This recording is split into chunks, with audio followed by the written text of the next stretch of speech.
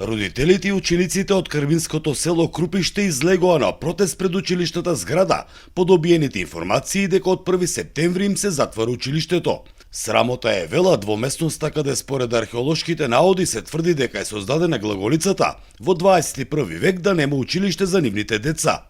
И ово е стварно жално и неподносливо. Да одат сега да ги малтретират 20 километри за да ги попълнуват другите училишта, подрачни училишта и да и се попълне број.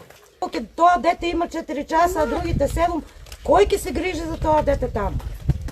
Како можат од прво оделение да го затварат школата? Ако не можат да одржат две школи, нека затворат општината.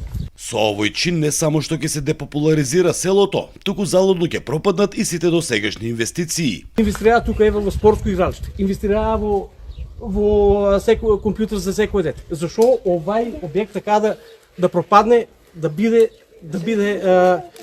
запуштено, уништено, шом нема луѓе, нема деца, значи ќе се уништи,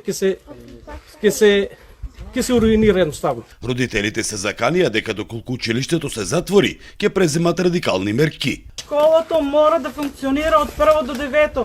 Ако не ќе штрајкуваме и нема никој да оде на школа, ни нашите деца нема да одат, ама и на општина Карвинци нема ни едно дете ќе одеме пред школите, а нема да одат на школа. Градоначалникот на општината демантира дека училиштето ќе биде затворено, но нема да функционира како досега. Во училиште ќе продолжи да работи со една паралелка во оделенската настава, затоа што бројот на деца во ова населено место во ово училиште изнесува под 10 или поточно број 9 деца од 1 до 5 оделение и го исполнува условот за една комбинирана паралелка. Се уште останува непознаница дали ќе продолжи со работа подрачното училиште во село Долни Балван. За Сител, Трајан Ристовски.